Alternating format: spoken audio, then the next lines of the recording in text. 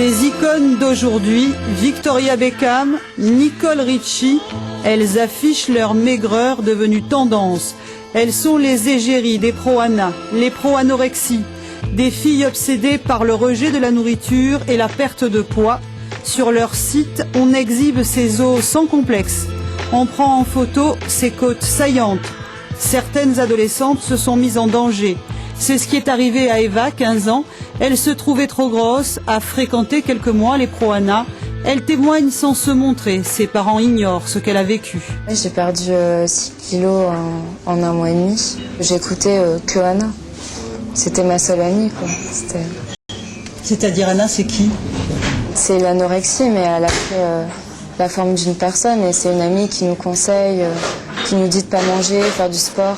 Quand on craque, c'est arrête de manger, fais du sport pour éliminer tout ce que tu viens de prendre. C'est celle qui te dit que t'es grosse quand tu te regardes devant la glace. Karen Demange est psychologue, spécialiste des pro-ANA. Elle nous lit les commandements infligés aux jeunes filles par d'autres jeunes filles. Être mince est plus important qu'être en bonne santé. Tu ne mangeras point sans te sentir cool. Des conseils malsains, l'apologie va jusqu'au trucage des photos de top modèles. Encore une fois, c'est le culte de l'image qui l'emporte. C'est l'anorexie qui se revendique, non pas comme une maladie, mais comme un mode de vie, et comme quoi il faut vraiment être comme ça, si on veut être à la mode, si on veut être fashion, si on veut ressembler aux stars, il faut être comme ça. Et là, on est dans ce que l'on a vu tout à l'heure, quelque chose d'assez sectaire et de très très dangereux. Cette maman a une fille anorexique depuis 2 ans qui ne veut pas se soigner. Elle se montre sur son site internet, mais elle refuse que sa mère évoque la maladie, et pourtant Jeanne raconte. Elle me montrait sa cuisse en la pinçant et en me disant « mais regarde toute la cellulite que j'ai ». Ma fille à l'époque devait faire 39 kilos. Entre 39 et 42 kilos pour 1,64 m, c'est ce que pèse l'adolescente. Sur son blog, elle écrit son mal de vivre. Jeanne est désespérée et met en garde.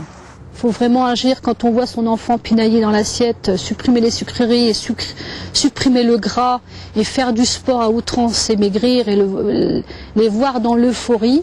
Eh bien, faut faire attention parce que on a 2 mois d'euphorie et après c'est des années d'enfer. 13 années d'enfer, Victoria a été anorexique. Ses régimes, presque à en mourir. Elle a donc décidé de lutter contre les pro-ANA. C'est un monde dépressif, c'est un monde terne, c'est un monde de solitude. L'anorexie, quand on est dedans, mais je vous assure, c'est un enfer. C'est un enfer. Et c'est pas une mode, l'anorexie. C'est un mal-être, une détresse énorme.